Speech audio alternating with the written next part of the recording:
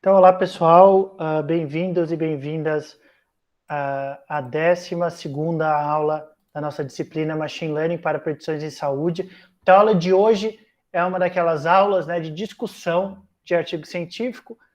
No caso de hoje, na verdade, é a discussão da checklist do tripod.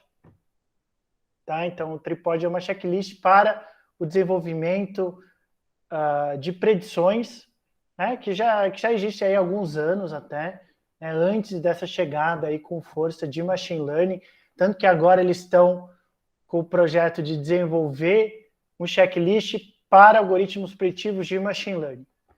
Tá? Mas por enquanto ainda tem essa daí de predição como um todo, né, vocês vão ver que tem algumas coisinhas ali, pré-machine learning, mas eles já estão no processo de desenvolver um checklist específico para machine learning. Então, essa vai ser a primeira discutir checklist, né, se faz sentido o que está a partir de tudo que vocês aprenderam até agora. Né? Então, vocês já aprenderam sobre o desenvolvimento de um algoritmo preditivo de machine learning do início até o fim. Né? O início que vem antes do próprio desenvolvimento de algoritmos, né, que é o quê? Que a gente colocar as variáveis, os dados da forma que os algoritmos gostam, né?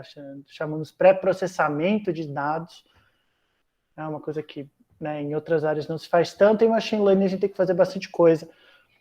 E aí depois começa, né, o ajuste dos algoritmos preditivos, que como sempre, né, estamos interessados em colocar esses algoritmos na prática, então temos que simular a realidade prática desse algoritmo. Então dividimos em treino e teste. Ajustamos o algoritmo no treino, ajustamos os parâmetros, ajustamos os hiperparâmetros no treino, e aí depois vamos ver a performance dele no teste, de acordo com as diferentes métricas aí que vimos. Tá? E aí temos também outras questões, como selecionar essas variáveis, como interpretar a importância preditiva de cada variável, por que fazer essa interpretação. Então, todos esses passos aí que a gente viu ao longo do curso, do início ao fim do desenvolvimento de algoritmo preditivo. Então, a gente está num momento que a gente já consegue avaliar criticamente um checklist, né? Um checklist sobre como você reporta esses resultados num artigo científico, por exemplo. Tá? Então, essa é a primeira coisa, vamos analisar esse checklist tripod. Segundo lugar, vamos analisar o artigo científico recente que fez uma revisão sobre o uso e os desafios de Deep Learning para dados estruturados. Tá? Então, muitos de vocês, né, e para quem não conhecia da área, antes de começar essa disciplina, muitas vezes, né, pelo que vocês veem na mídia, às vezes parece que Machine Learning e Deep Learning é a mesma coisa, tá? Como nós vimos aí na aula de algoritmo, Deep Learning é um algoritmo de Machine Learning que funciona muito bem para dados de imagem, para dados de texto e para áudio, porém as suas aplicações em dados estruturados, que é o foco da disciplina, né, dados estruturados, aqueles dados que a gente consegue colocar de uma forma intuitiva, de uma forma fácil, numa planilha. Deep Learning para dados estruturados em geral não tem uma boa performance. Tá? Então, existem aí vários artigos aí que vão saindo, né? E nós no laboratório já discutimos alguns desses artigos mais importantes aí que vão saindo, que falam que desenvolver uma técnica para Deep Learning funcionar bem para dados estruturados, mas normalmente tem muitos problemas e muitas malandragens, infelizmente, né? Isso é um grande problema de Machine Learning, quando a pessoa é adepta de um algoritmo. Tá? Ela faz o quê? Ela começa a roubar para o seu algoritmo favorito ganhar. Tá? Então, isso que a gente vê muito nesses artigos, onde a pessoa vai lá e ajusta o Deep Learning, o algoritmo Deep Learning, tudo do jeito que o algoritmo Deep Learning gosta, e depois, na hora de comparar com os outros algoritmos, essa pessoa deixa o algoritmo de qualquer forma. Tá? Então, ela faz tudo ali que precisa para Deep Learning, e aí dá o quê? Dá que Deep Learning é melhor do que o outro, mas sempre quando a gente analisa esses artigos, fica claro, né, a falta de um pouco de ética até em alguns desses artigos. Tá? Isso aí que é um grande problema das pessoas serem fãs de artigos de algoritmo. Tá? Uma coisa que eu já falei para vocês, que na área de machine learning a gente tem esse grande fenômeno que tem gente que é fã de regressão logística. É um dos grandes aí, mistérios aí da área de machine learning. Tem muita gente que é fã de regressão logística, né, que quer colocar regressão logística mesmo que seja o pior algoritmo. Isso é doideira, assim, sabe? Então a gente precisa ter cuidado com essas pessoas aí que são fãs, né? Que é uma coisa de se pensar como é que alguém é fã de um algoritmo. né? E não faz nenhum sentido para as pessoas serem fãs de regressão logística, não é mais rápido depois de treinado, não é mais interpretável. A gente viu até várias técnicas aí que os outros algoritmos são muito mais interpretáveis que a regressão logística, é que simplesmente ela tem fãs, tá? Então, fãs, às vezes, agem irracionalmente, tá? Então, precisa ter cuidado com essa questão aí de fãs. Mesma coisa para essa questão aí de deep learning. Às vezes, a pessoa quer muito convencer os outros que deep learning funciona para dados estruturados e a pessoa acaba fazendo essas roubalheiras aí por trás, que é uma coisa que a gente vê muito aí. Tá? Então, ainda não teve nenhuma implementação de deep learning que tenha nos convencido aqui no laboratório que faça frente ao estado da arte hoje de dados estruturados, são os algoritmos de boosting, que também a gente não tem nenhum, a gente não é nada fã de boosting, tá? Eu não tenho nenhum rabo preso com boosting. Tá? Na verdade, como eu falei para vocês desde o início da disciplina, né, a gente, na verdade, está contando os dias para deep learning ser o melhor algoritmo para dados estruturados, porque muitas pessoas acham, né, que deep learning é o estado da arte, né, que se a gente não trabalha com deep learning, a gente está desatualizado, quando, na verdade, para dados estruturados não é o estado da arte, são os algoritmos de boosting. Mas, como eu tenho falado para vocês, não existe nenhum motivo para o qual deep learning nunca vai ser o melhor algoritmo para dados estruturados. É uma questão simplesmente de ajuste. E esse artigo que a gente vai analisar hoje debate exatamente isso. Tá? Debate como, né, quais são os desafios que têm aparecido para a aplicação de deep learning para dados estruturados, tá? Para ele funcionar bem do que os melhores algoritmos, né, que a gente tem hoje, que em geral são os algoritmos de boosting. Quais são os desafios para, eventualmente, deep learning um dia ultrapassar os algoritmos de boosting? Porque, como eu falei, deep learning funciona muito bem para imagem, para texto, para áudio, são o estado da arte nessas três áreas, mas no tipo de dados que é mais coletado na área da saúde, que são os dados estruturados, deep learning ainda não tem performance estado da arte, performance preditiva estado da arte. Então, essa é a discussão do artigo de hoje. Por quê? E o que tem aparecido em termos de arquitetura de deep learning para tentar ajustar esse tipo de algoritmo, para funcionar para dados estruturados. Uma coisa que eu falei para vocês também durante a aula de algoritmos, né? O que é deep learning, né? Então, hoje a gente tem um movimento aí do pessoal de deep learning para considerar tudo deep learning, tá? Então, assim, você vê mesmo isso nas palestras e esse artigo um pouco cai nessa história daí também, tá? De colocar deep learning como qualquer algoritmo preditivo para eles. Eles estão querendo abraçar o mundo, assim, mas historicamente, né? E a gente usa quem não quem não está preso à área de deep learning, né? Costuma considerar deep learning como redes neurais profundas, tá? Deep learning, aprendizado profundo, né? Que são redes neurais com várias camadas, tá? Em vez de você ter apenas uma camada oculta, como a gente viu na aula de algoritmos, a partir de duas a mais camadas ocultas, né, naquela rede de neurônios, dos algoritmos de redes neurais, isso a gente considera deep learning. Tá? Então, é isso, né? Obviamente, existem várias arquiteturas, como a gente chama, né? Várias formas de organizar esses neurônios, mas, em geral, é isso. Quando você tem múltiplas camadas, a gente começa a considerar isso deep learning. Tá? Então, por que eles não funcionam para a área? Obviamente, funciona, sai um resultado ali, mas não é competitivo com os outros algoritmos de dados estruturados. A gente vai ver isso nessa discussão desse artigo. Por que, né, segundo os autores, por que não, por que esse tipo de algoritmo funciona tão bem em outras áreas e não funciona muito bem para dados estruturados. Tá? Mas o importante, né, na área de machine learning é a gente estar preso a uma única coisa, que é tomar a melhor decisão possível a partir dos dados. Tá? Isso é que é importante na área de machine learning, porque se a gente está preso em alguma coisa, né, e aparece uma nova técnica, né, você acaba ficando para trás. Quando você está preso ao objetivo, né, aparece um novo algoritmo, aparece uma nova técnica, nós incorporamos na hora no laboratório. Tá? Então é muito importante em machine learning não ficar preso, tá, a nada. Tá? Não sair por aí defendendo que esse algoritmo é o melhor do mundo, ou essa técnica, sempre acompanhando o estado da arte, né? O nosso objetivo é com o resultado final, que é o que? Tomar a melhor decisão possível. Esse é o nosso objetivo. Tá? Isso é uma certeza, né? Com essa mentalidade, é uma certeza que o machine learning nunca vai ser substituído por nada. Tá? Porque tudo que tome decisão inteligente a partir de dados, como você não está preso a nenhuma técnica, Né? Se aparece uma outra técnica, ótimo. Isso para nós é machine learning.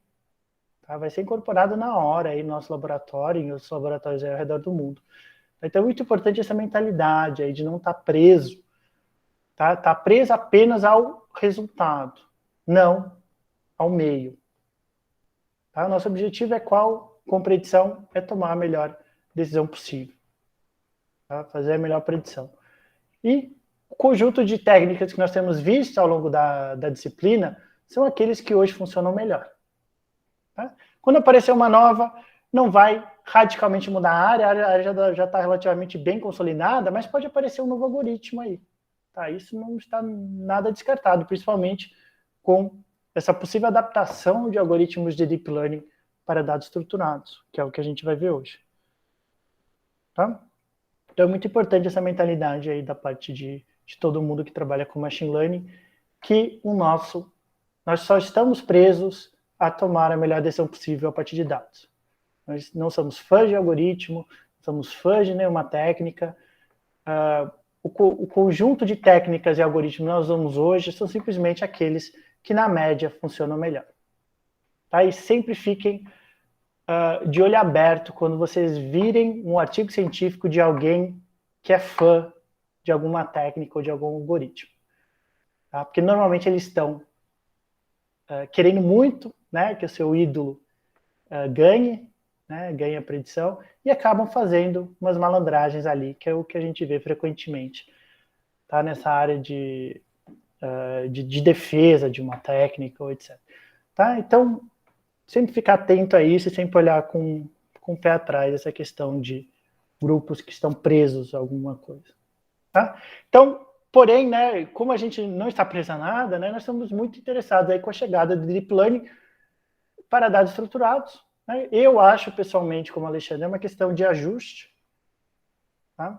Que eventualmente Deep Learning vai tomar decisões muito boas na área de dados estruturados. E aí eu quis trazer, então, esse artigo para vocês ficarem atentos. Pode ser que no próximo ano, quando eu der essa disciplina, Deep Learning já seja estado da arte de dados estruturados, aí eu vou, né, a aula de algoritmo vai ser um pouco diferente, vai ser bastante focada em Deep Learning. Tá? Mas no momento não é essa a realidade. Certo? Então, vamos começar então. Então, hoje a apresentação do Tripod é o Marcelo, certo? Tá por aí, Marcelo? Não, é a Raíta. A Raíta, tá. Ah, tá, verdade. Raíta, e quem que debate? A Isabel. Isabel. A Isabel, tá ótimo. E depois o Rafael apresenta e a Mariane debate, é isso? E a Larissa. E a Larissa, é verdade, ficou faltando. Então tá ótimo. Combinado. Então, Raíta, você quer apresentar o Tripod? Sim, professor, já vou colocar aqui. Combinado.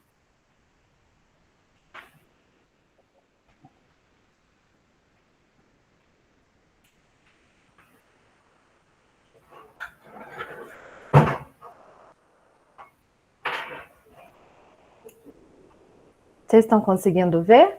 Estamos vendo, sim, Raíta. Tá certo. Então, boa tarde a todos. Meu nome é Raíta Viana. Eu sou aluna de doutorado do Programa de Epidemiologia da Faculdade de Saúde Pública aqui da USP. E dando continuidade nas apresentações dos artigos, eu vou apresentar para vocês hoje o checklist Tripod. Bom, o Tripod ele é um relatório transparente de um modelo de predição multivariável para prognóstico ou diagnóstico individual. E o objetivo dessa declaração Tripod, desse checklist, é melhorar o relato de estudos que desenvolvem ou validam, né, assim como o professor falou, e utilizam como modelo de predição, seja para fins diagnósticos ou prognósticos. Ou seja, melhorar a transparência do relatório de um estudo de modelo de predição independente dos métodos utilizados. Além disso, os autores eles apontam que o documento ele também fornece orientações úteis aí, né? Fornece uma referência valiosa de questões a serem consideradas ao projetar e conduzir e analisar os estudos com um ou mais modelos de predição. Então, seria tanto para o desenvolvimento quanto para a avaliação, mas também seria para uma orientação, como uma referência para conduzir os estudos. E, além disso, ele pode ser útil para orientar pares de revisores e editores de periódicos na avaliação de artigos sobre estudos de modelos de predição. A declaração Tripod, ela é uma lista de verificação, então, com 22 itens, vai do 1 ao 22, considerados essenciais para um bom relato de estudos que desenvolvem ou então vão validar modelos de predição multivariáveis. Os itens, eles estão relacionados ao título e resumo, que seriam os itens 1 e 2, o item 3, histórico e objetivos. Nos métodos, há umas subdivisões e vão dos itens 4 a 12. Os resultados também são subdivididos e ficam entre 13 a 17. E a discussão, em seguida, nos itens 18 a 20. E pode ser colocado também outras informações nos itens 21 e 22. A declaração do Tripod, ela cobre estudos que relatam tanto o desenvolvimento quanto a validação externa, com ou sem atualização do modelo, de modelos para predição e para diagnóstico ou prognóstico. Portanto, alguns itens a gente pode ver na terceira coluna da lista que eles são denotados como D, que são relevantes apenas para relatar o desenvolvimento de um modelo de predição, que seriam os itens 10A, 10B, 14 e 15, e outros denotando V, que se aplicam apenas para relatar a validação externa de um modelo de predição, que seriam esses itens 10C, 10E, 12, 13C, 17 e 19A. Todos os outros itens são relevantes para ambos, sejam para o desenvolvimento ou para a validação, e são denotados por DV. Eu coloquei de maneira separada para ficar melhor para todo mundo poder enxergar o checklist, e vou separar eles, então, dos itens de 1 a 22 por partes, nos blocos que eles são divididos. No primeiro bloco, que seria o título e o resumo, 1 e 2, no título ele coloca, então, para identificar o estudo como o desenvolvimento ou a validação de um modelo preditivo, né, multivariável, a população-alvo e o resultado a ser previsto, já indicando no título. No resumo, seria para fornecer um resumo dos objetivos, do desenho de estudo, do cenário, dos participantes, tamanho da amostra, os preditores, resultados, para as análises estatísticas e as conclusões. Seguindo no terceiro item, ele coloca a introdução, que seria para explicar o contexto, incluindo o diagnóstico ou prognóstico, e a justificativa para desenvolver ou validar o modelo de predição multivariável, incluindo as referências e os modelos existentes. Ainda, na introdução, especificar os objetivos, incluindo se o estudo descreve o desenvolvimento ou a validação do modelo, ou se pode ser ambos. Nos métodos, como eu falei anteriormente, que são subdivididos, ele coloca o primeiro como a fonte de dados, que seria para descrever o desenho do estudo, ou essa fonte de dados, por exemplo, em ensaio randomizado, coorte ou registro de dados, separadamente para os conjuntos de dados de desenvolvimento e de validação, se for aplicável. Também para especificar as principais datas de estudo, incluindo o início dele, o fim, e, se for aplicável, o fim desse acompanhamento. Nos participantes, especificar os elementos chaves do cenário do estudo, por exemplo, se é de atenção primária, secundária, da população geral, incluindo o número e a localização dos centros. Descrever os critérios de elegibilidade dos participantes e fornecer detalhes dos tratamentos recebidos, se for relevante. E ainda colocar o resultado desses métodos para definir claramente o resultado que é previsto pelo modelo de predição, incluindo como e quando vão ser avaliados, e relatar aqui também quaisquer ações para avaliação cega do resultado a ser previsto. Nos preditores, ele coloca como importante definir claramente todos os preditores usados no desenvolvimento ou na validação da predição do modelo multivariável e incluir como e quando foram medidos. Relatar também quaisquer ações para avaliação cega dos preditores para os resultados e outros preditores. Ainda seguindo os métodos, ele coloca para relatar o tamanho da amostra, explicando como se chegou no tamanho do estudo. Os dados ausentes ou os missings, né, descrever como esses missings foram tratados. Por exemplo, a análise de caso completa, imputação, se foi imputação múltipla, e com detalhes fazer isso de qualquer método de imputação. Na análise dos métodos estatísticos, descrever como os preditores foram tratados nas análises, especificar o tipo de modelo, todos os procedimentos de construção do modelo, incluindo qualquer seleção de preditor, e método para avaliação interna também. Avaliar e descrever os preditores, como eles foram calculados, especificar todas as medidas usadas para avaliar o desempenho do modelo e, se for relevante, para comparar com vários outros modelos. E descrever qualquer atualização do modelo. Por exemplo, se foi feita uma recalibração decorrente da validação que foi feita. Nos grupos de risco, fornecer detalhes sobre como esses grupos de riscos eles foram criados, como eles foram feitos. E no desenvolvimento desses preditores versus a validação, para a validação identificar quaisquer diferenças dos dados de desenvolvimento na configuração, na elegibilidade dos critérios, nos resultados e nos preditores. Ele passa em seguida na lista para os resultados, que também foram subdivididos. E em relação aos participantes, descrever o fluxo dos participantes durante o estudo, incluindo o número dos participantes, com e sem resultado, se for aplicável, né? E um resumo do tempo de acompanhamento. Ele sugere também um diagrama que pode ser útil. E descrever as características dos participantes, os dados demográficos básicos, características clínicas, preditores que sejam disponíveis, incluindo o número de participantes com dados missings para preditores e resultados. Para validação, mostrar uma comparação com os dados de desenvolvimento da distribuição de variáveis que sejam importantes, então os dados demográficos, preditores e resultados. Nesse modelo de desenvolvimento, ele pede para especificar o número de participantes e eventos de resultado em cada análise. E, se foi feito, relatar essa associação não ajustada entre cada preditor candidato e o resultado.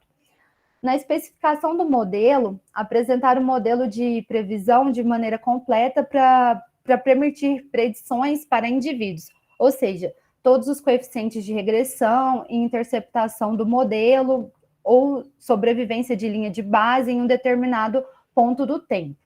E explicar como usar o modelo de predição. No modelo de desempenho, relatar as medidas de desempenho para o modelo de predição.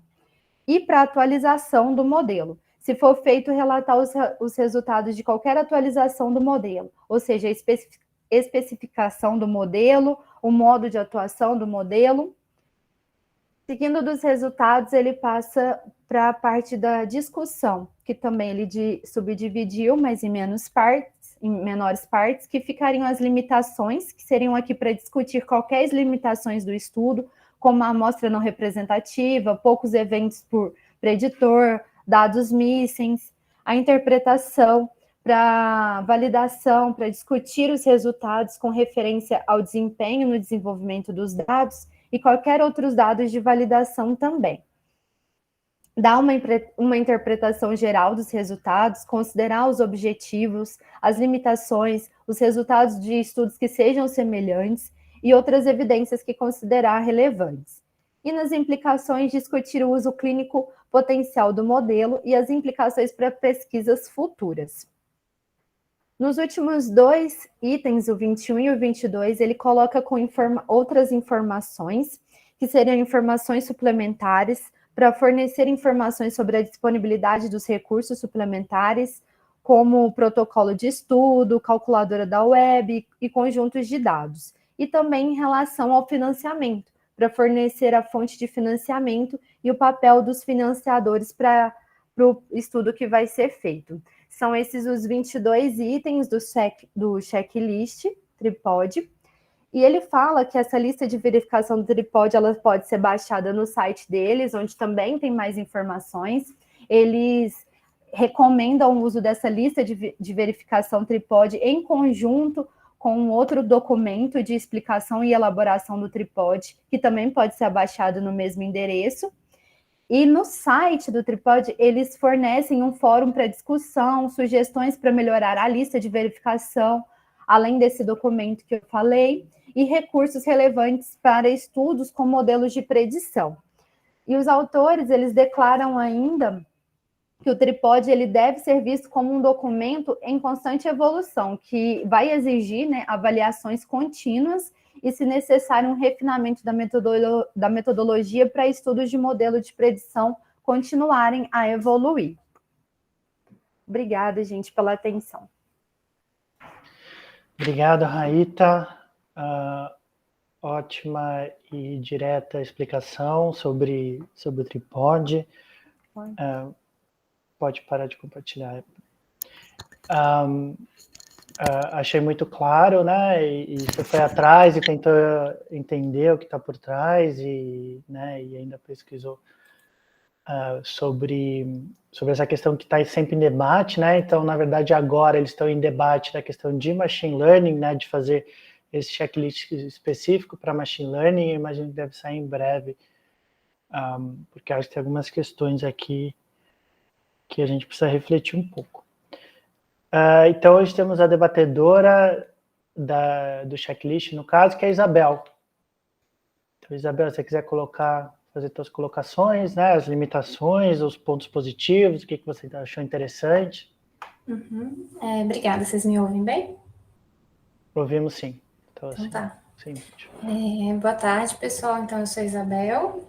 Obrigada, Raíta. Acho que também você foi super direta, apesar de ter trazido uns elementos, né, de fora do contexto, mas acho que foi muito legal a sua apresentação.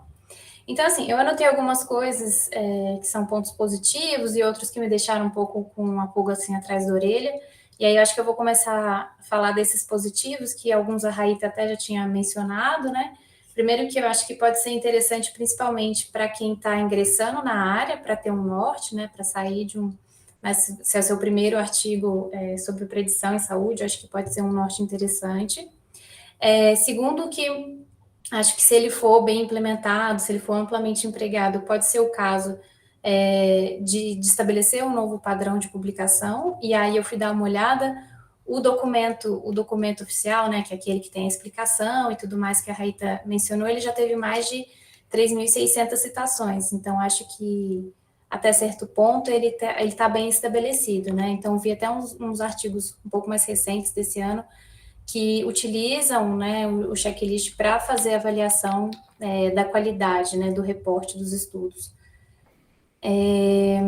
Eu acho que também, como ela já tinha comentado, pode ser interessante para os revisores, né, mas acho que talvez, principalmente pensando naqueles que são da área da saúde, talvez tenham menos experiência com os modelos preditivos, né, acho que pode ser interessante para orientar também.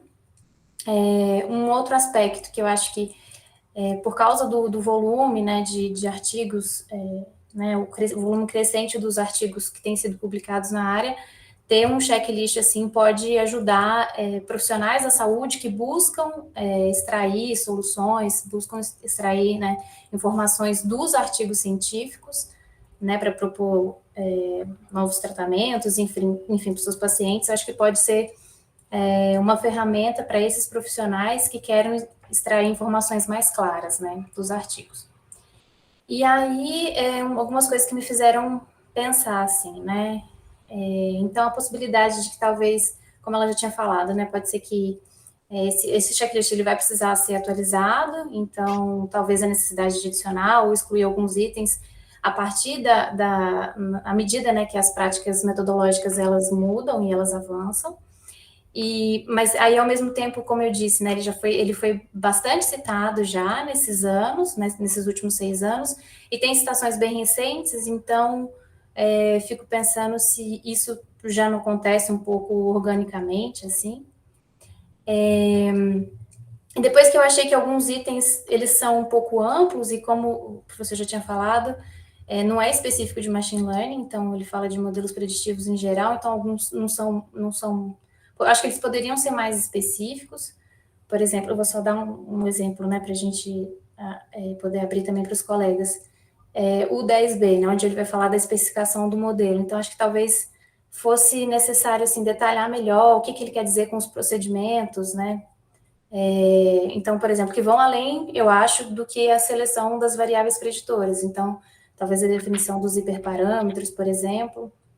Um outro também que me chamou um pouco a atenção, né, quando vai falar de interpretação do modelo, talvez falar também de interpretação da importância preditiva das variáveis, né? Então, esses são 2 exemplos que eu queria trazer. E o outro que aí eu estava pensando, olhando, né, o que a gente vai ver na aula seguinte, é que um dos tópicos que eu acho que faltou ali está relacionado à ética em pesquisa, né? Então, acho que esse não foi incluído. Então, por exemplo, a possibilidade de auditoria, né, dos dados, do modelo, a declaração de conflito de interesse, né, e também sobre o bem-estar dos stakeholders envolvidos, né, os pacientes, os cientistas e os profissionais da saúde. Então, acho que, por enquanto, é isso. Ótimo. Obrigado, Isabel, pelas colocações. Eu acho que esse seu final foi bem pertinente, né, sobre essas questões aí que a gente adicionaria em relação a questões específicas aí de machine learning. Eu acho que também falta informação sobre pré-processamento, né, dos dados, questão de hiperparâmetro, como você colocou bem, como é que foram selecionados hiperparâmetros, e até quais que tiveram...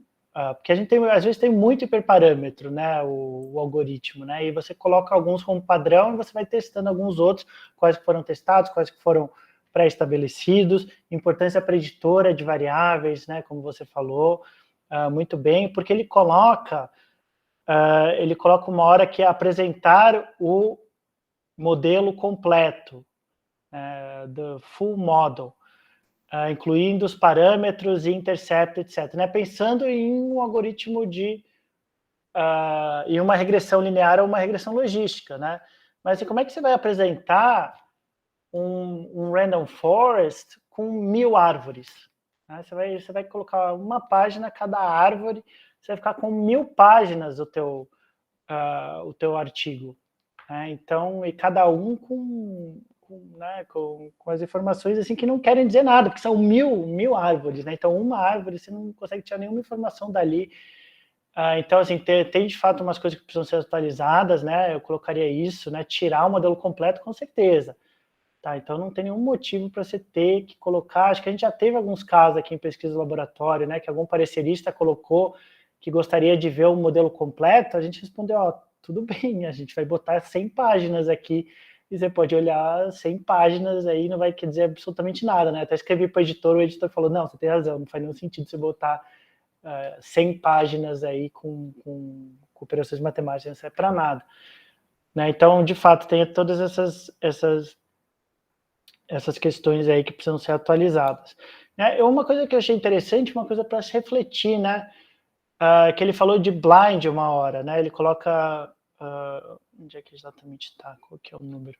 Que ele fala que se foi feita uma análise cega, né? Que é uma coisa que é feita, por exemplo, em estudos clínicos randomizados, né? Você não sabe que recebeu placebo e você não sabe que recebeu intervenção, para evitar que a pessoa, na hora de analisar os dados, né, ela faça alguma análise aí tendenciosa. Né? Então, eu acho que talvez faça sentido aqui, é a 6B. Report any actions to blind assessment of the outcome to be predicted. Eu acho que é interessante. O problema é que na área da saúde é muito claro qual que vai ser o desfecho, porque o desfecho, em geral, é raro. Tá? Uma coisa que a gente tem visto aí ao longo do curso, que é que os algoritmos, que é o banco de dados em saúde, em geral, são desbalanceados. Tá? Em geral, o problema de saúde acontece na minoria das pessoas, ainda bem. Então, em geral, a gente está predizendo algum fenômeno de saúde. Por exemplo, a pessoa vai ter câncer em 5 anos, né? Ou se ela vai a óbito, etc. E a grande maioria das pessoas não tem esse desfecho nesse período específico.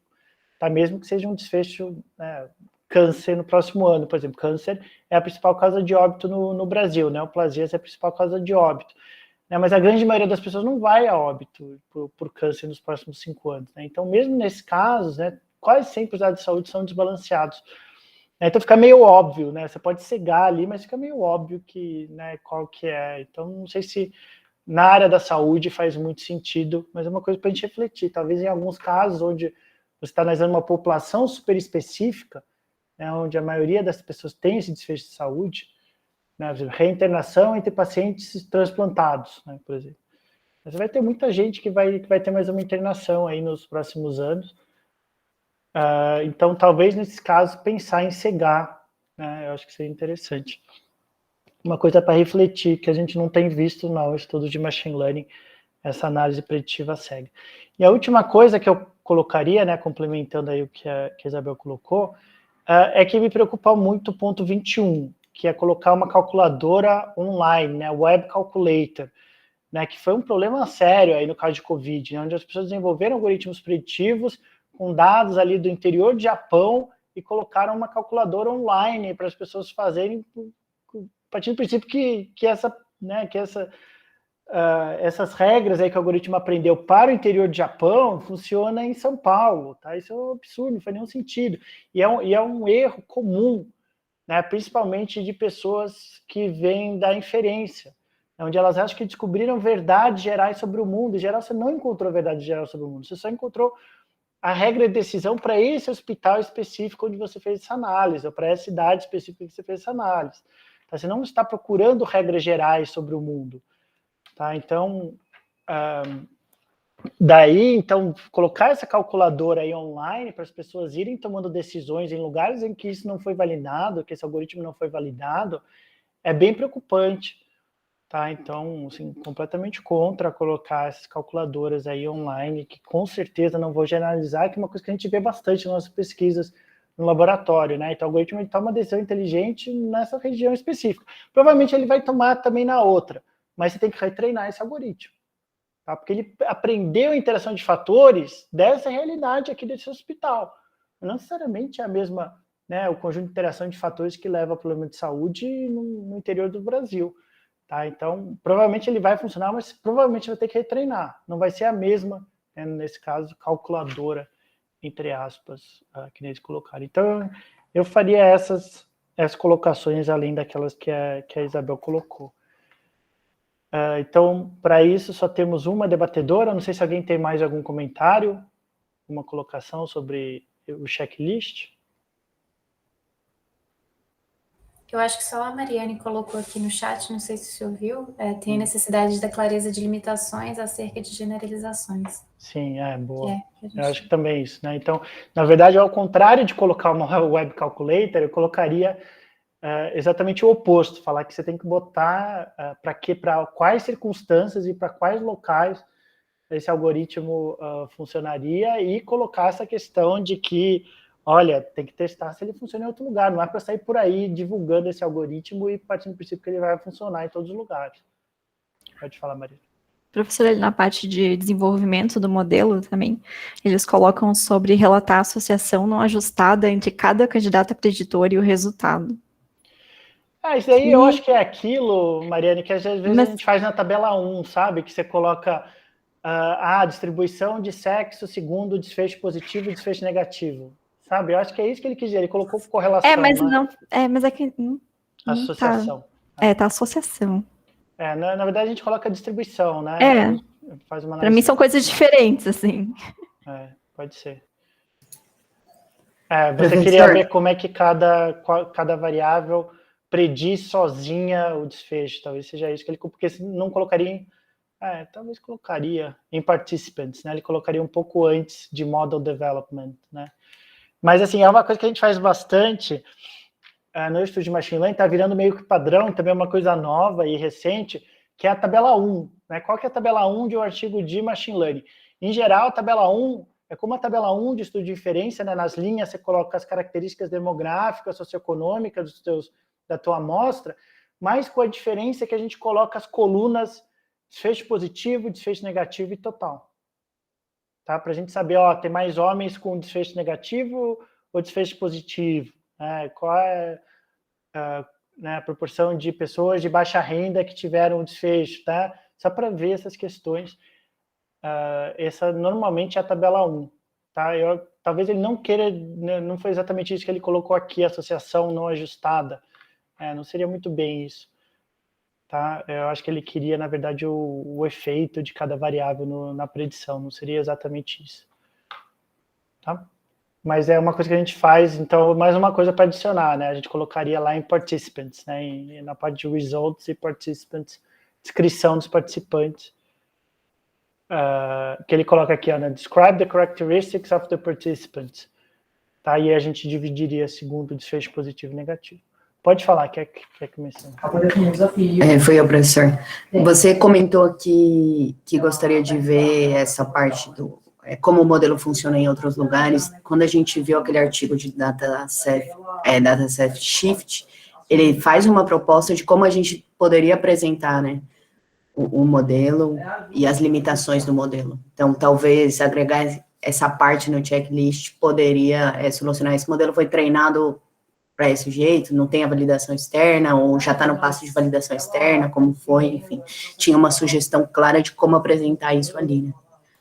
Exatamente. Tá, então tem aquele, né, o primeiro artigo aí que a gente discutiu, e também tem ele coloca a solução, né? Então, se a realidade muda, retreina. Tá? Então, assim, o problema é você achar que o mesmo algoritmo com as mesmas regras vão funcionar em todos os lugares. Em geral, você consegue predizer bem em um lugar, você consegue predizer bem em outro. Tá? Não tem nenhum motivo para que isso seja muito diferente. Mas não necessariamente com as mesmas regras. Tá? Então, às vezes, as pessoas têm essa obsessão, assim, um algoritmo que foi aqui, para ele ser um algoritmo interessante, ele tem que funcionar no interior da Índia. Não, obviamente que não. Se está funcionando bem nesse hospital, está ótimo, consistentemente nesse hospital, baita algoritmo interessante. Tá? Mesmo se ele, com esse parâmetro, não funcione bem no interior do Paquistão. Tá? O que me interessa para o meu hospital se esse algoritmo funciona no Paquistão? Tá? E se eu quiser colocar no Paquistão, retreina com os dados do Paquistão, não tem nenhum problema. Tá? Mas assim, não tem nenhuma obrigação para qual, né? Tem gente que acha, então o algoritmo já não é mais importante, não é mais interessante se não funciona em todos os lugares. Mas por quê? Lógico que é importante. O meu hospital, ele só precisa funcionar no meu hospital, consistentemente, obviamente, né? Você tem que ter uma constância ali para garantir que ele está funcionando mesmo, que não está com sobreajuste, etc. Mas se ele está funcionando consistentemente, o fato dele funcionar no Paquistão não muda nada para o meu hospital. Tá? Então, só uma questão importante. Então, ao mesmo tempo que não é obrigatório, né? Se você quiser testar em outro lugar, retreina. Arruma os hiperparâmetros de novo, os parâmetros de novo. Tá? Não precisa ser o mesmo algoritmo exatamente para ser um resultado interessante. Tá? Mais algum comentário, pessoal?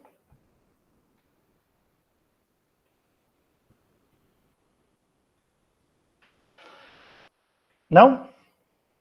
Bom, então é isso. Então tem... Pode falar, Isabel. Não, só ia responder, dizer que eu estou satisfeita. Tá ótimo, obrigado. Então só para vocês terem esse contato aí com o Tripod, né? Em geral, a gente segue nos nossos artigos do Tripod. Tá? Em geral, tudo aqui, nada demais. Tá? Até esse daí que eu falei que são mais polêmicos, né? O do Blind, né? Ele só fala, se fizer sentido, né? Ele coloca... mencione as ações que foram feitas, né? Se você cegou o resultado, mas né, se você não cegou, não precisa colocar. E a única coisa que, em geral, a gente não segue é colocar o algoritmo inteiro. Mas a gente não segue mesmo, não faz nenhum sentido. Tá? Hoje em dia, a gente colocar aí 100 páginas com todos os parâmetros, né? Todas as árvores de um random forest, por exemplo, não faz nenhum sentido. Tá? Mas, em geral, a gente segue, a gente coloca que a gente segue. Tá?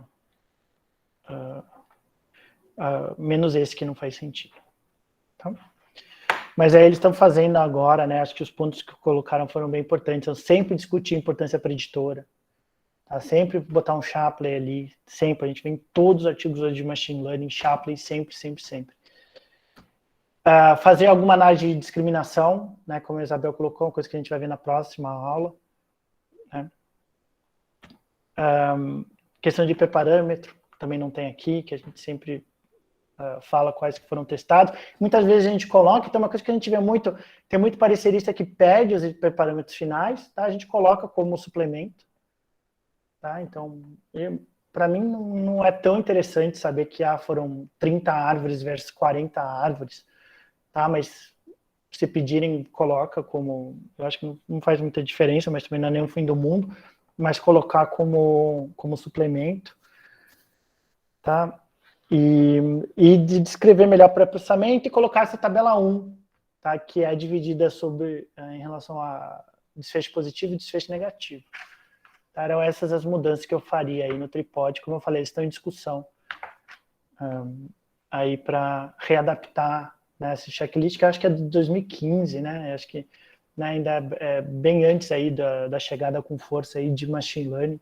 Tá? Então aqui, no caso, estavam mais preocupados com, né, formas clássicas aí de fazer predição, que mudou um pouco com o machine learning, onde as coisas se tornaram mais rigorosas, né, e foram aparecendo outros paradigmas aí. Certo? Então, acho que podemos passar para a segunda discussão, que é do artigo científico, sobre machine learning, sobre deep learning para dados estruturados, que o Rafael vai apresentar. Tá por aí, Rafael?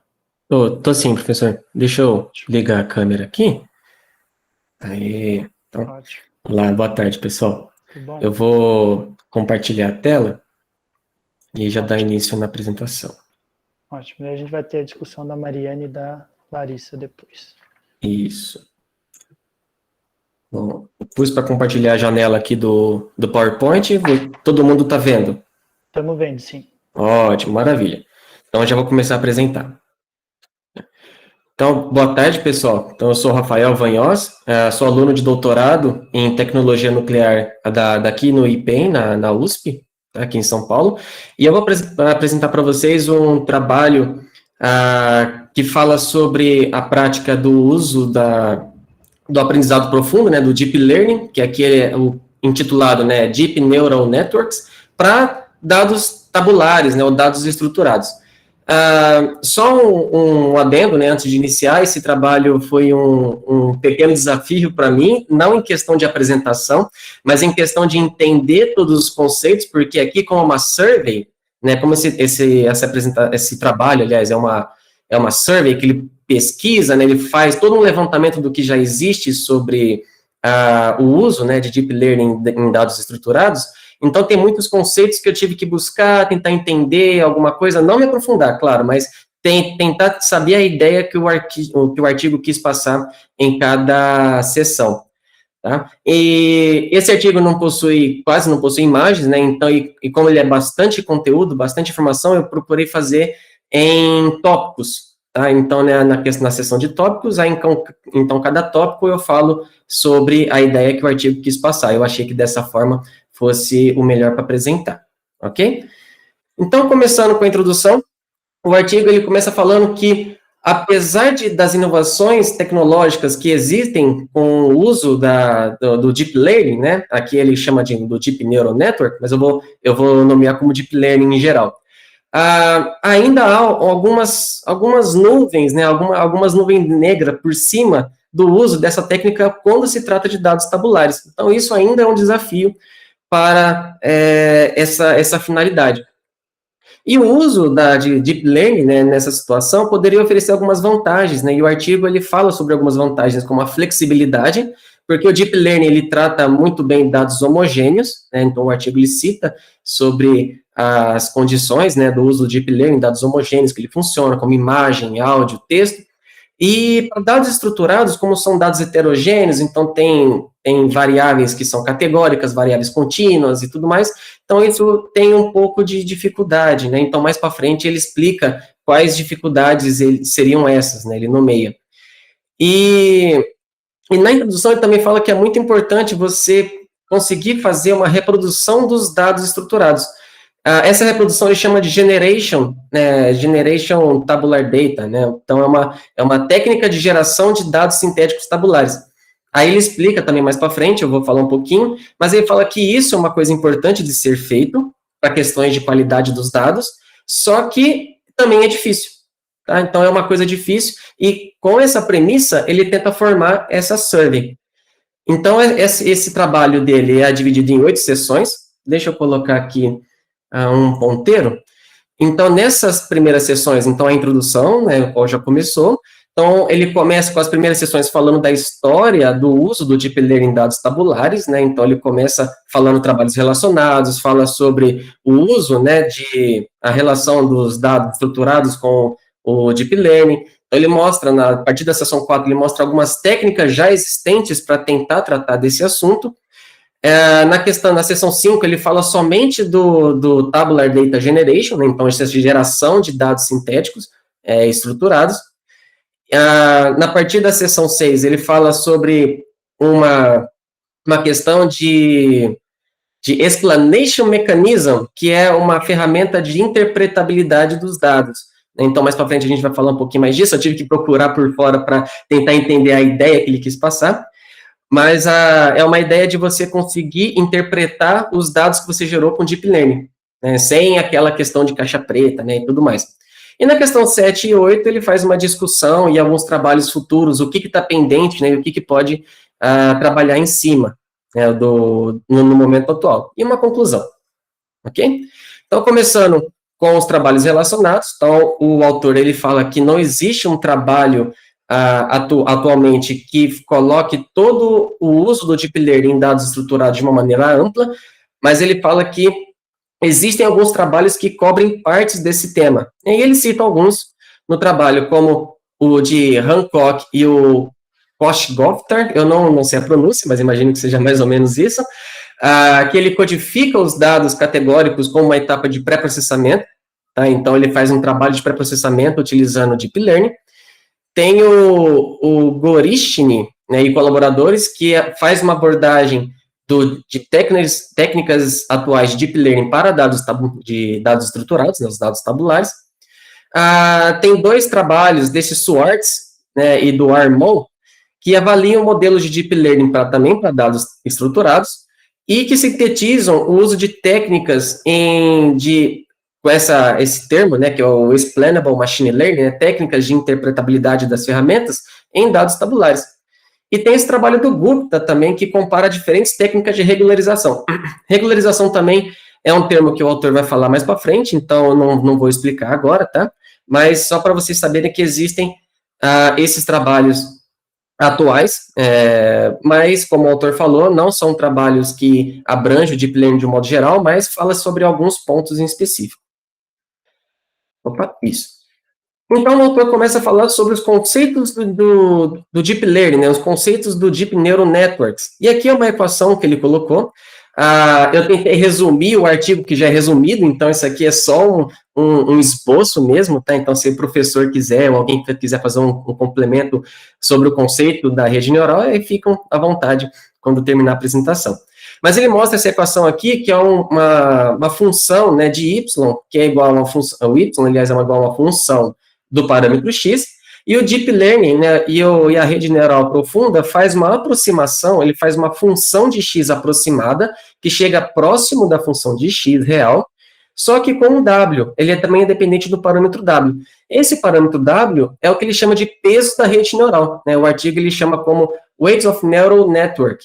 Tá? Então, ele tenta recriar uma função com dependente de um peso, né, de um parâmetro chamado w, que consegue reproduzir um valor muito próximo do valor da função real, né, da função do valor de y real.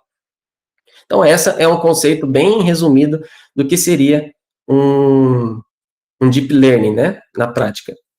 E os dados tabulares, né, que também são os chamados de dados estruturados, é uma subcategoria de dados heterogêneos.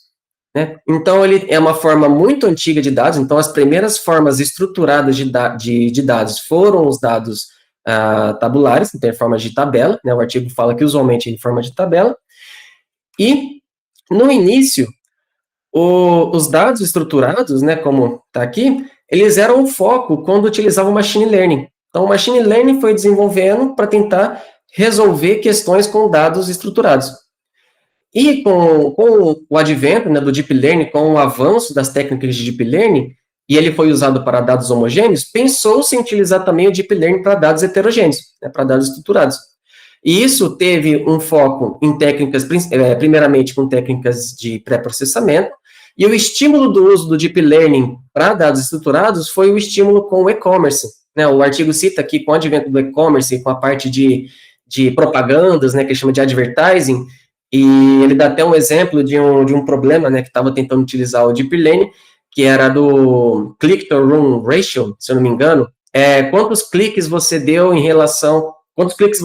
um anúncio em relação ao total de cliques, né, era alguma coisa parecida com isso, e isso influenciou o uso do Deep Learning em dados estruturados, porque o Deep Learning é um dado flexível, então ele conseguiria suprir alguns problemas existentes atualmente quando se usa o Machine Learning para essa questão, tá?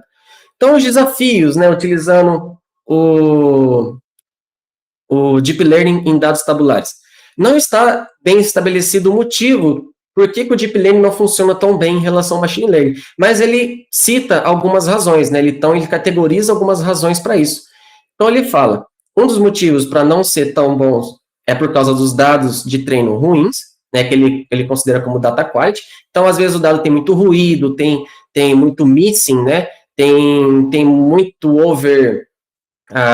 muitos valores desiguais, né, tem muito imbalance, e essas questões acabam influenciando na qualidade dos dados, porque, como ele fala no final, o Deep Learning ele é muito sensível, então, a sensibilidade a qualquer coisa, qualquer pequena alteração, já muda totalmente a sensibilidade, o resultado, né, do Deep Learning, porque ele, justamente pelo fato dele ser sensível, então qualquer ruído, qualquer coisinha, ele já começa a mudar os resultados. Ele também tem as dependências espaciais irregulares ou complexas. O que é dependência espacial? Como o Deep Learning trata dados homogêneos, como áudio e imagem, os dados são homogêneos e o espaço daquela imagem também é considerado. Ele tem uma correlação muito alta com o resultado, né, na hora de fazer o treino. Então, você precisa conhecer o espaço da imagem, o espaço do áudio, para você poder fazer o uso do Deep Learning, né, e gerar os resultados. Já nos dados estruturados, não existe esses espaços bem definidos, né? Ele é totalmente sem correlação, né? Então, não tem como você utilizar essas dependências espaciais para poder gerar um bom desempenho no Deep Learning. Um pré-processamento extensivo também, então, um problema de categorização que ele chama de Curse of Dimensionality, que é uma condição que ele fala que, às vezes, uma categoria uma variável tem muitas categorias e fica uma coisa muito extensa. Então, quando você vai usar a codificação one-hot coding, né, que o professor já tinha mencionado anteriormente, às vezes fica uma coisa enorme e fica muito ruim de analisar posteriormente. Então, ele citou esses pontos aqui como as possíveis razões do Deep Learning não funcionar tão bem em relação ao Machine Learning. Então, no artigo, ele faz uma unificação de taxonomia, ou seja, ele faz uma categorização dos métodos de Deep Learning para dados estruturados, ele categoriza em três grupos. Então, o uso do Deep Learning para métodos de transformação, então ele transforma um dado categórico numérico, a arquitetura especializada, então é o uso de técnicas, né, para poder fazer as análises e obter os resultados, e os modelos de regularização, que é um método para prevenir o overfitting e otimizar a performance. Tá? Então, ele separa esses três grupos. Deixa eu ver. Eu acho que no finalzinho tem uma imagem que eu coloquei aqui, eu achei que era agora, mas no finalzinho vai ter uma imagem categorizando cada ponto. Acho que fica visualmente melhor para entender. Então, começando com Transformation Methods aqui. Então, ele já começa a seção 4 falando dos Transformation Methods. Essa parte, ele tenta pegar as técnicas já existentes atualmente, aliás, e faz uma síntese de cada um. E eu achei muito complicado explicar cada técnica, né, e levaria muito tempo, e tinha muita coisa que eu não entendia exatamente, então eu só vou citar, tá, essas técnicas, e aí o professor, se ele, ou alguém da sala quiser citar essas técnicas, né, para fazer uma explicação, a gente pode usar como discussão posterior, tá? Mas aí tem aqui, dentro do Data Transformation Methods, tem a codificação unidimensional, então, o Single Dimensional Encoding, que é o one-hot encoding, né, que você pega uma variável que tem 5 categorias e colocar elas uma categoria por coluna e colocar 0 e 1, né, para ausente ou presente. A codificação binária, então, ele deu um exemplo, né, de quando você tem uma variável banana e maçã, ele transforma banana como 1, 0 e maçã como 0 e 1, então ele faz uma classificação binária. O Linear One-Out Encoding, então é aquela situação onde você tira uma variável, faz a codificação, tira as médias e tudo mais, sem aquele valor, né, daquele campo, e depois você faz a troca, né, faz isso com todas. E tem o Hash-Based Encoding, né, você transforma uma variável em um hash, você coloca um código hash nessa variável, para depois fazer a análise. Eu, particularmente, eu não entendi como funciona esse hash, né, pareceu um pouco complicado, nem sei se isso seria prático, mas existe esse método também. E tem o método de multidimensional, né, que ele cita as técnicas, as ferramentas, o Vime, o SuperTML e o IGTD. Essas técnicas, ele faz, em vez de colocar uma única dimensão, né, um 0 e 1, um único valor, ele coloca 2 vetores para poder definir uma variável, né, um valor de uma variável.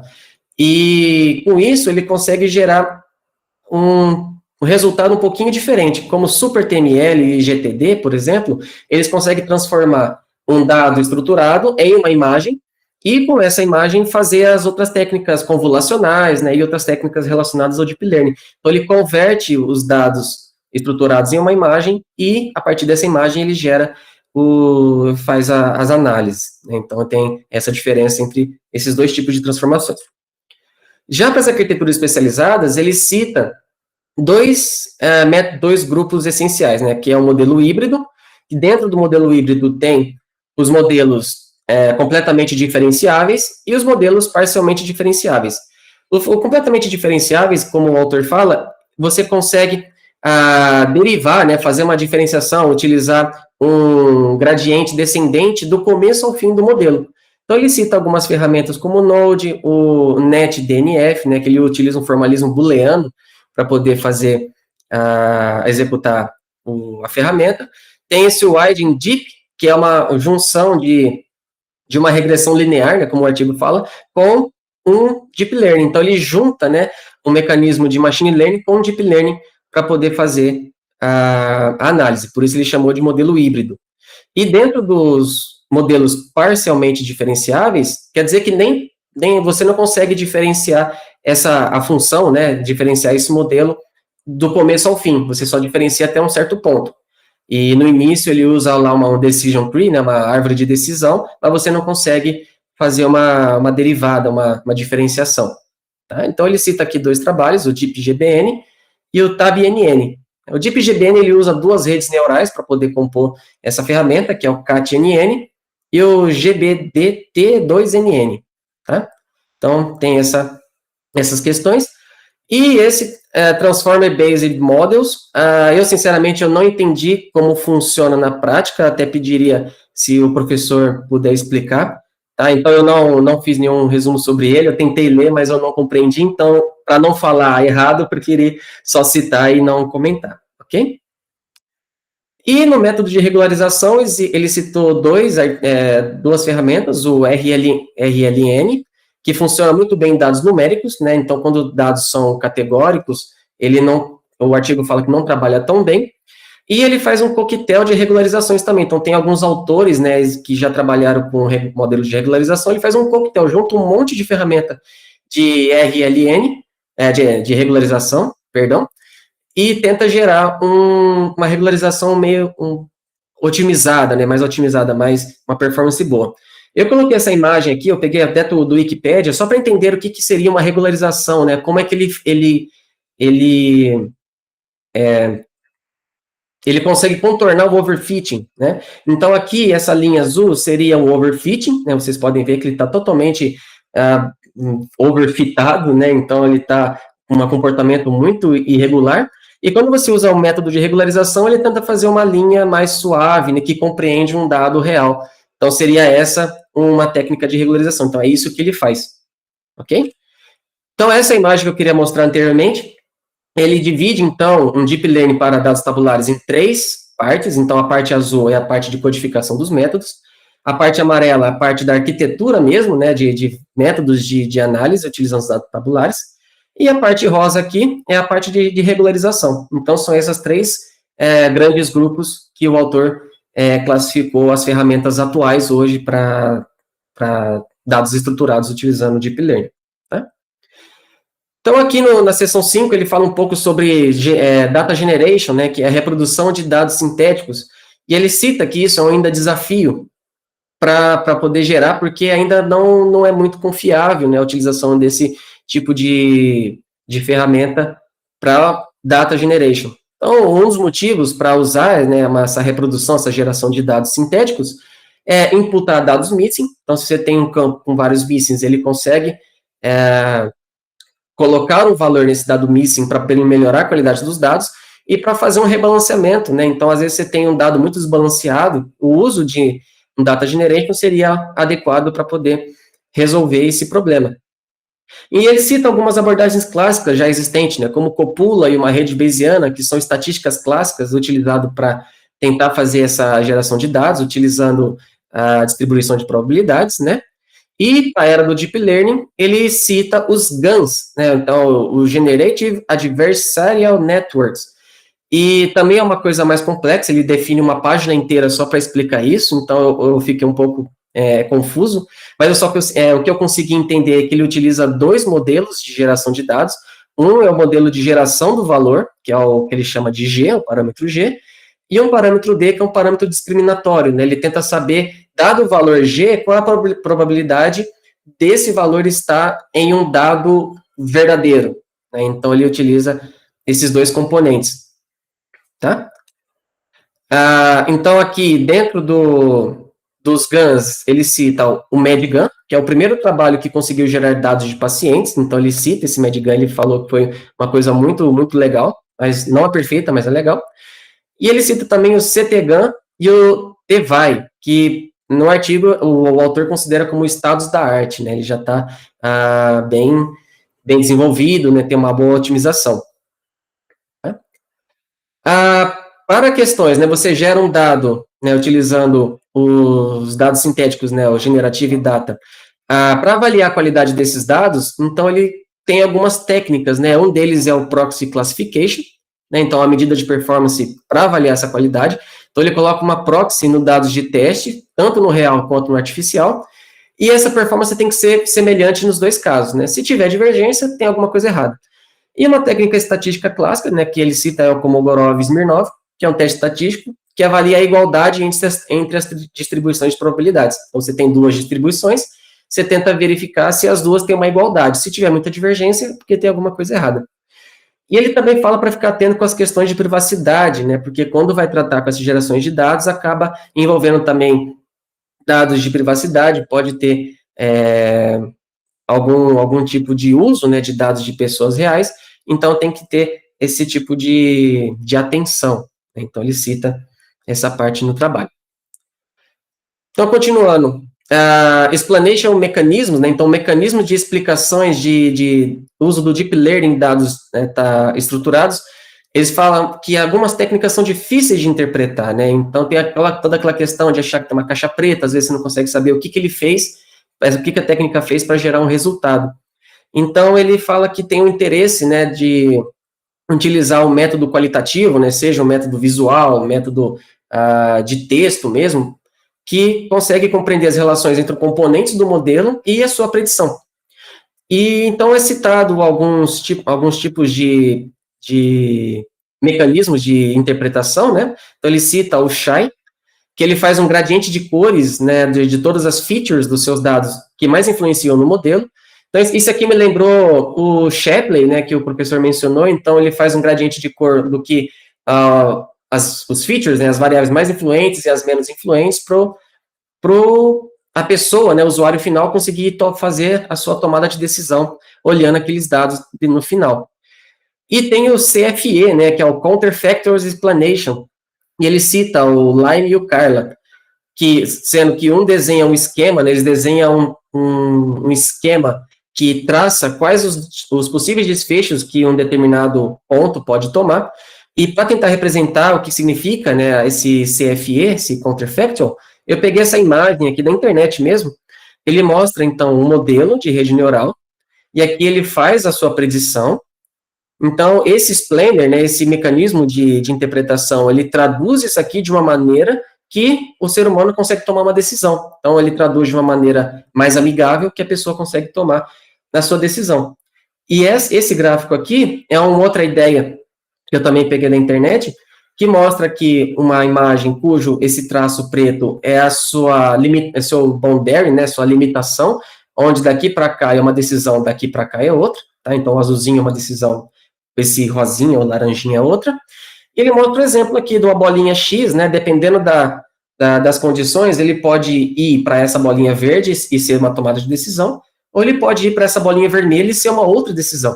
Então, ele mostra, esses counterfactuals, tenta mostrar de uma maneira mais visual, como essa aqui, para o usuário final poder tomar sua decisão de uma maneira mais visual, né, mais certeira, mais segura. Então, discussões e algumas coisas futuras, né, alguns trabalhos futuros que o artigo sugere. Né, na relação de pré-processamento de dados, ele sugere tem alguns trabalhos para tentar converter dados heterogêneos para dados homogêneos, né, igual lá no SuperTML, né, o IGDTV, acho que é isso, já falhou a sigla. Ele sugere, né, fazer mais trabalhos nesse sentido, né, ele acha que é uma coisa ok, que poderia otimizar bastante a performance do Deep Learning, né, se desse para fazer isso de uma maneira adequada. Com relação às arquiteturas, né, do Deep Learning, ele fala que teve uma vantagem em utilizar o treinamento de autossupervisionado e não supervisionado, então ele sugere fazer mais trabalhos com esse tipo de aplicação, e ele viu que uma performance em modelos híbridos também são maiores. Então ele fala, se você estiver trabalhando com modelo híbrido, né, foca nisso, tenta buscar alguns trabalhos, buscar mais otimizações que utilizam modelos híbridos para análise dos dados. Tá? Na questão de modelo de regularização dos dados estruturados, ele comenta, né, que é um aspecto crucial para robustez e precisão, então essa regularização é importante e dá um trabalho também, tá, para evitar overfitting e tudo mais. E o modelo, para modelos reprodutores, né, os data generation, ele cita, né, que é essencial para o desenvolvimento dos modelos. Então, ele fala que é necessário que também tenha mais trabalhos, né, tem aqueles modelos já existentes, mas ele cita que não é o modelo final, né, as ferramentas finais, ele fala que focar nesse tipo de modelo ainda é necessário, né, e é importante gerar um modelo mais eficiente do que os já existentes. Então, outras questões abertas que ele cita, melhorar técnicas dos métodos de codificação, né, além do one-hot encode, né, do binary encoding, melhorar a eficiência dos hybrid models, então, já existente, tem um potencial, mas ainda ele é pouco eficiente, porque o trabalho que ele utiliza computacionalmente é muito alto. Avançar nos estudos sobre regularização, né, e padronização dos benchmarks para avaliação dos modelos, então não tem um benchmark padronizado para você avaliar se o modelo ele tem uma boa predição ou não, se ele é eficiente ou não. Continuar os estudos sobre os counterfactual, né, então os CFEs, que é os Explainable Mechanism, e continuar os estudos com os aprendizados autossupervisionados. Tá? Então, como conclusão, o artigo, ele foi o primeiro a explorar as abordagens do uso do aprendizado profundo, né, do Deep Learning em dados estruturados. Ele explicou os avanços que tem até o momento, os desafios que isso ainda existe, né? Desenvolveu uma taxonomia unificada para categorizar cada tipo de desenvolvimento, para cada tipo de objetivo, né, do Deep Learning, e para motivar os leitores, para quem vai começar, né, para quem vai estudar isso, ter um ponto de partida, né, ter todo um compilado do que já existe atualmente, para ele saber aonde direcionar, né, para onde ele ir, para tentar buscar as melhores ferramentas, né, os melhores trabalhos. As considerações minhas agora, né, tá, isso aqui, eu como o aluno, né, que leu o artigo, o artigo ele apresentou todo o trabalho de desenvolvimento da técnica até o momento, achei muito legal, desde o início, né, de como os motivos que surgiram, né, essa necessidade do uso do Deep Learning e como está hoje. Possui uma referência bibliográfica extensa e muito boa. Por quê? Porque com a revisão, né, com a revisão de literatura que ele fez, toda a referência bibliográfica dele é de fácil acesso e já está tudo lá, né? Tudo que eu precisei procurar sobre um determinado tema, determinada ferramenta, eu consegui ir na própria referência bibliográfica e ler diretamente na íntegra, né, o trabalho dos autores. Na minha consideração, ele abordou todos os pontos de maneira objetiva, mais detalhada, né? Então eu achei muito legal o modo como ele abordou. E esse trabalho pode ser utilizado como referência inicial para aprofundamento. Então, no meu caso, por exemplo, que eu já li esse trabalho, se eu quiser aprofundar mais no tema, eu já sei por onde ir, porque esse trabalho me propôs essa visão inicial. Tá? Então, era isso que eu queria falar do artigo. Acho que eu devo ter passado um pouco do limite do tempo, mas gostaria de agradecer o professor aí pela oportunidade. Obrigado. Obrigado, Rafael.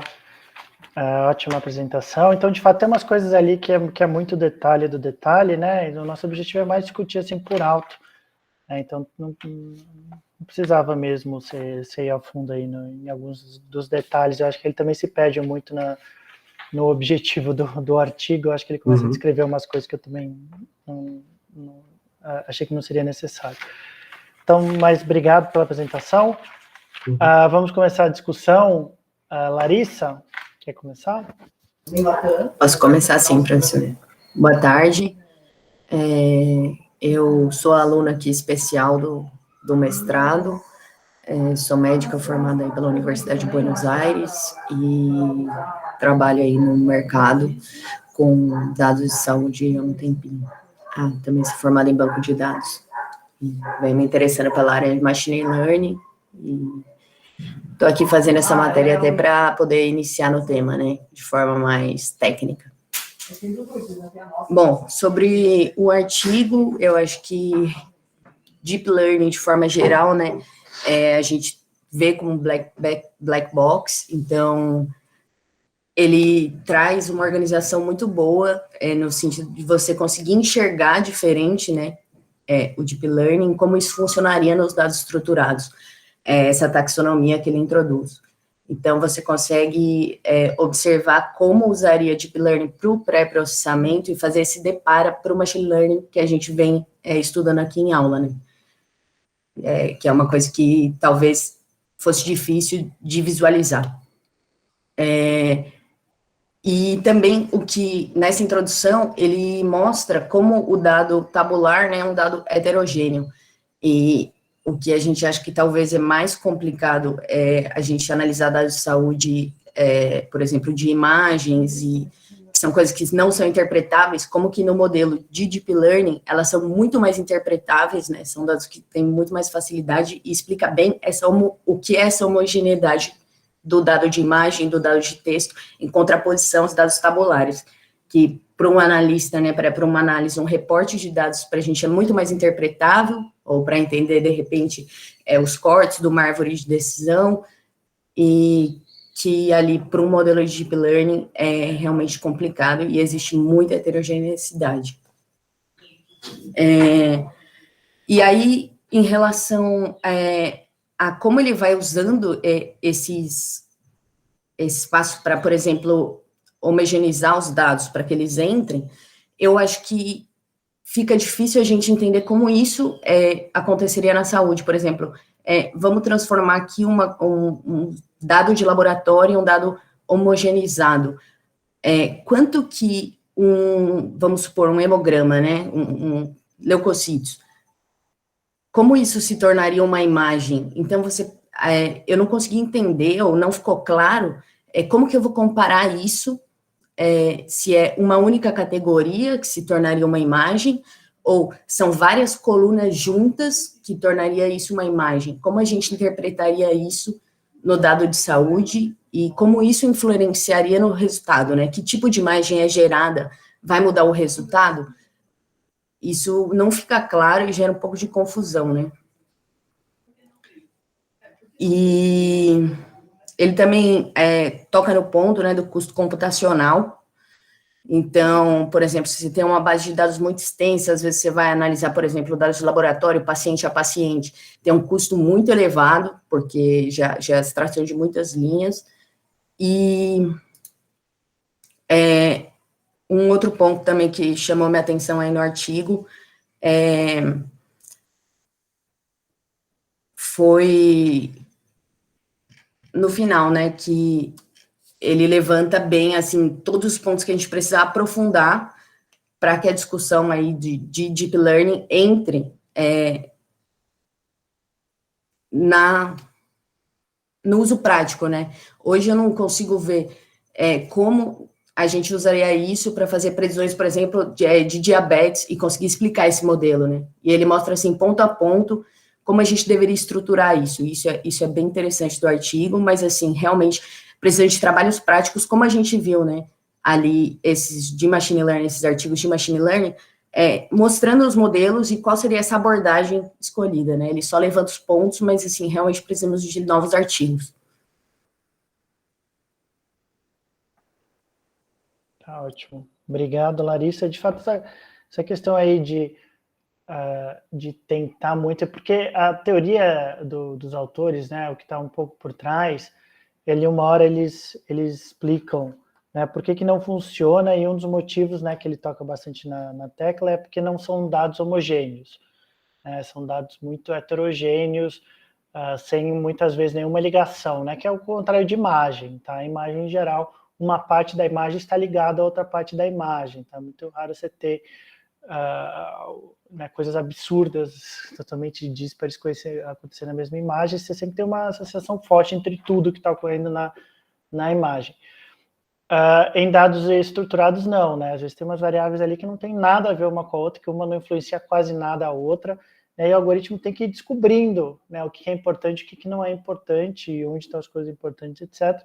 E aí ele passa uma certa parte do artigo, né, os autores passam uma certa parte do artigo, fazendo exatamente isso, né? Como é que eu faço a homogeneização dessas variáveis, né? Que foi uma coisa que o Guilherme colocou aqui, que tem todo uma área por trás, né? De transformar dados estruturados em imagem para daí botar numa rede neural, né? Para botar num deep learning, depois que você transforma umas variáveis que não tem nada a ver com imagem em imagem.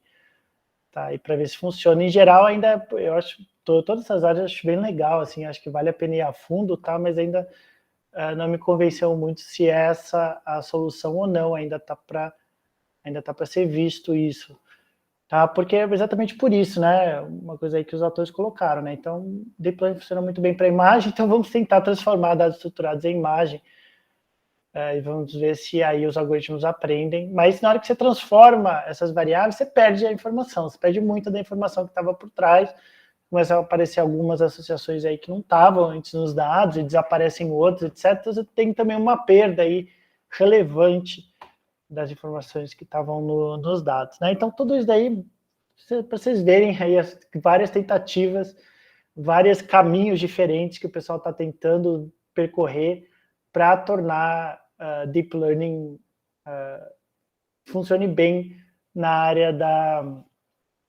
de dados estruturados. E que é uma coisa que tem que ser via tentativa e erro também. Tá? Porque, por exemplo, né, a questão dos boosting, os algoritmos de boosting, né, começaram a ver que funciona, não porque tinha uma teoria por trás de por que boosting funciona para dados estruturados, etc. Porque né, os autores foram fazendo várias tentativas, descobriram que isso funcionava, liberaram aí o algoritmo, e o pessoal começou a ganhar competições do Kaggle com algoritmos de boosting. Foi assim que aconteceu. E depois abriu uma área justificando, né, tentando entender por que o algoritmo de boosting funciona. Tá? Isso acontece bastante. Então, via tentativa e erro, você chega lá. Tá? E aí, também uma das críticas, na minha opinião, errada de machine learning, sobre um dia chegarmos numa superinteligência, né, um algoritmo superinteligente. Tá? Que tem uma crítica que fala, dessa forma a gente não vai chegar no algoritmo superinteligente, a gente deveria estar estudando o cérebro humano e repetindo o cérebro humano, porque ainda né, a entidade mais inteligente aí que a gente tem no mundo ainda é o cérebro humano. Então a gente deveria estar estudando o cérebro humano para chegar a uma superinteligência. É uma coisa de dizer que Santos Dumont deveria ter estudado os pássaros para fazer o avião. Tá? O avião estaria batendo asas hoje. Tá? Na verdade, o Santos Dumont foi via tentativa e erro. Não existia engenharia aeroespacial na época. Né? Os conhecimentos de física aeroespacial eram bem escassos. Ele foi conseguindo chegar no avião via tentativa e erro. Tá? Então, se tem muito ainda essa questão aí por trás de machine learning, dessas críticas que vão aparecer. Na verdade, a gente pode chegar lá via tentativa e erro. Então, ok, será que imagem, transformar dados estruturados em imagem é a solução? Vamos testar. Tá? E depois, se der certo, aí depois a gente encontra uma teoria por trás, a gente começa a criar uma área teórica sobre por que o avião voa, né? Por que bater asas não é uma boa estratégia para criar um avião. Tá? Então, assim, não é porque a gente tem a biológica melhor, tá? Que necessariamente a artificial vai ser da mesma forma. Tá? A mesma coisa como voar, né? O exemplo de voar. Tá? Então, tem que ir experimentando essas áreas, né? Então, tem um grupo aí que vai tentar transformar dados tabulares em imagens, tem outro grupo que vai tentar trabalhar com regularização mais, tem outro grupo que vai tentar criar uma nova arquitetura mesmo de deep learning. Todo mundo vai aí tentando, né? Uma hora vamos ver se uma delas dá certo, e aí depois a gente tenta entender por que deu certo. Tá? Então, eu acho todas essas áreas bem interessantes aí, por mais absurdas que elas possam parecer. Né? Às vezes essas áreas acabam dando certo. Tá? Mariane? Não, professor, não sobra muito para eu colaborar. Mas eu gostei, assim, eu gostaria de enfatizar alguns pontos, né? Que ele debate ali sobre a questão do benchmark comum, então não dá para dizer assim, tem Deep Learning vai ser melhor que Machine Learning se a gente não encontra um benchmark comum. Isso é super importante. E entender também as limitações dos problemas que a gente tem, né? Não adianta a gente querer algo que a gente vai necessitar ali de uma alta complexidade computacional, sendo que o sistema como um todo não suporta, né? Na saúde a gente tem que pensar muito nisso, principalmente quando a gente está falando de um sistema público de saúde que não recebe incentivos aí há muito tempo, né? Então, nesse sentido, a gente precisa pensar no mais simples.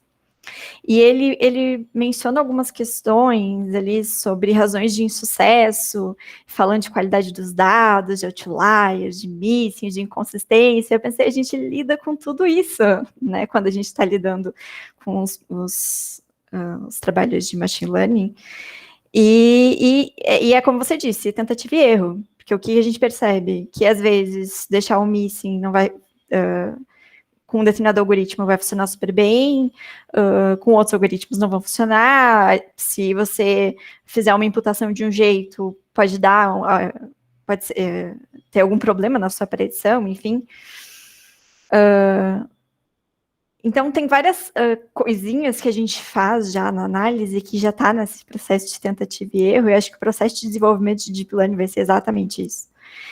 Né, porque não tem muito mais por onde ir. E, além disso, outro ponto só que eu queria enfatizar, que eu achei interessante, ele cita ali nas pesquisas promissoras a questão de Transfer Deep Learning Methods to Data Streams, né, que é uma forma de pesar a importância de variáveis ao longo do tempo, né, com a evolução dos dados tabulares. E aí eu pensei na questão da sazonalidade das doenças, que aí seria realmente interessante, né, essa mudança. Mas também ele cita, antes no artigo, uma certa dificuldade na viabilidade de usar online learning com deep learning, né. Então, acho que tem muita coisa para se estudar, várias lacunas aí que precisam ser sanadas, mas é isso, a gente torce para que as coisas melhorem, para que mais pesquisas surjam, mais respostas venham, e que, se for melhor, que a gente possa evoluir com isso. Obrigado, Mariana. Então, a questão de benchmark é interessante, porque a área de imagem tem claramente um benchmark, que é a performance no ImageNet.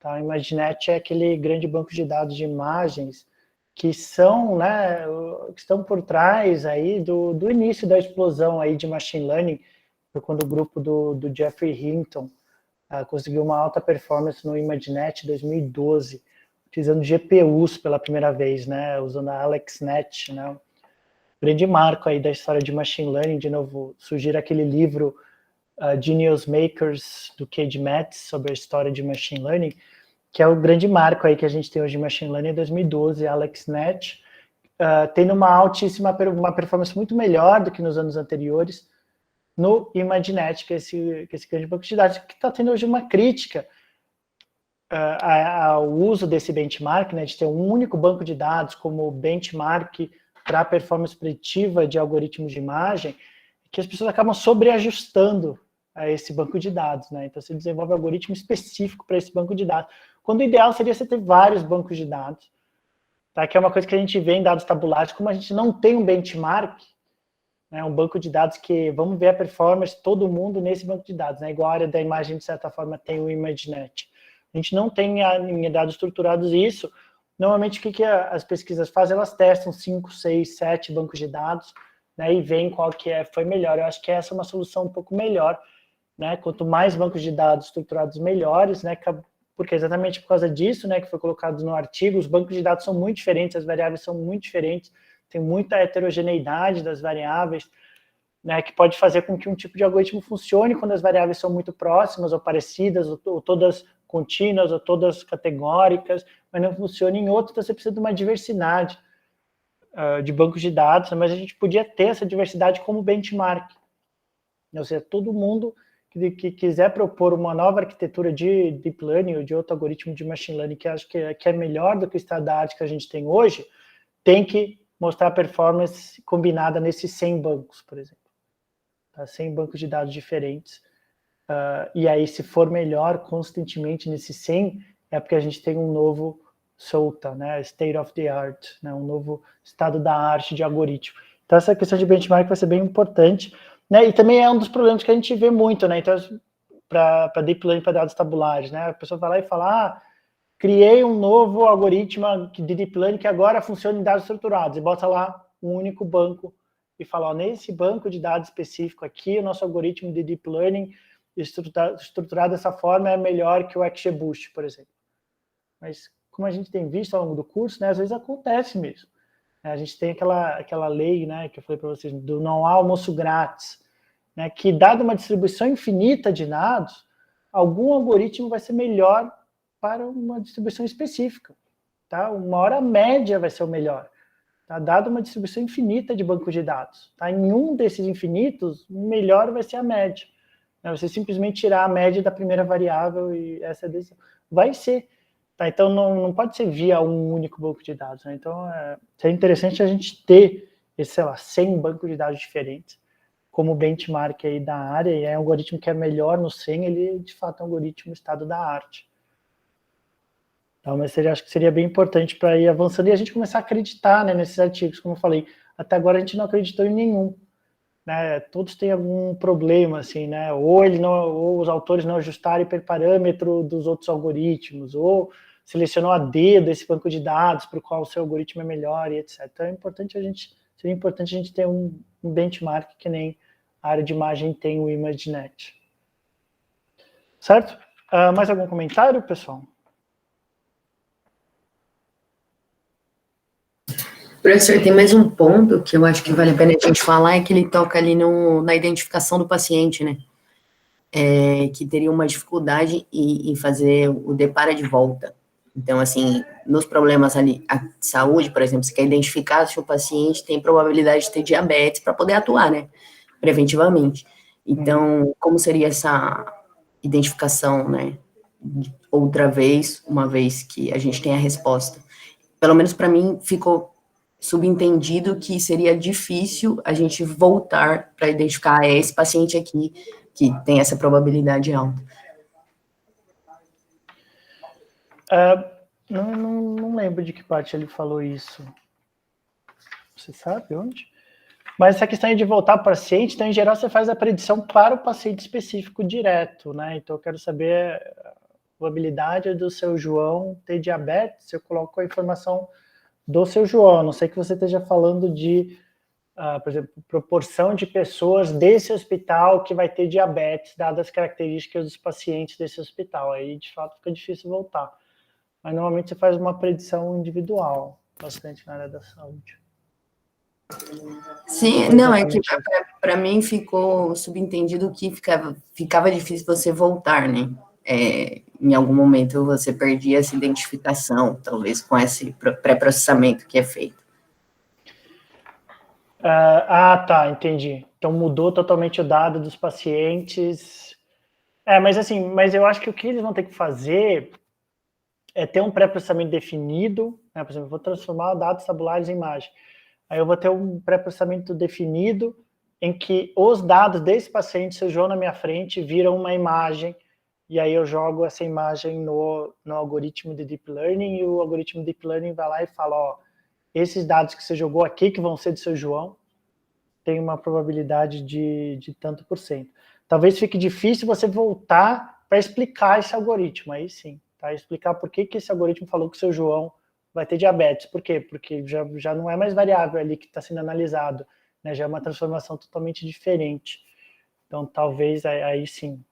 Tá? Então, a questão da explicação, de fato, Entendi. vai ficar bem complicada. Certo? Mais alguma coisa, pessoal? De colocações sobre o tripode ou sobre o artigo? Larissa, Mariane, Rafael? Não, por aqui tá claro, professor. Gostei dos comentários. Mais nada, não. Acho que sanei minha parte. Tá ótimo. Tá, e, bom, mas eu acho que, na verdade, o mais interessante desse artigo é ele colocar os possíveis motivos pelos quais Deep Learning não funciona tão bem para dados estruturados, né? E ele menciona 4, né, que são o tipo de dados, né, que para dados estruturados, de fato, né, você tem mais missing. Para dados de imagem, você, em geral, não tem missing, né? A imagem está lá. Tá? Você está simplesmente transformando as tuas imagens em pixels, tá? Mas, em geral, você não tem dado missing ali de uma imagem. Tá? Enquanto em dados estruturados você tem missing, você tem outlier, você tem a questão de dimensão, né, de algumas variáveis tem uma alta variabilidade, outras têm baixa, etc. Pode ser que por isso que Deep Learning não funciona ou não funciona bem. Questão de ausência, né? A segunda é a ausência de correlação espacial entre as variáveis. Tá? Então, a primeira variável, a segunda variável já pode não ter nada a ver com a primeira variável. Tá? Em geral, quando você transforma a imagem em pixel, você tem uma dependência espacial. Tá? Esse pixel, em geral, é parecido com o outro pixel que está do lado. Tá? A necessidade de pré-processamento, em geral, em Deep Learning para a imagem, você não faz muito pré-processamento, não tem muito o que fazer de pré-processamento ali. O próprio algoritmo já faz o pré-processamento, o algoritmo de Deep Learning já faz. E a sensibilidade do modelo, tá? Em relação a perturbações, e quando no dados heterogêneos tem muita perturbação ali, tem muito dado heterogêneo, dado outlier ali, que acaba tendo um alto efeito. Quando, na verdade, pixel não. Na verdade, pixel é a diferença de um para outro, a mesma escala, mesmo variação de números, etc.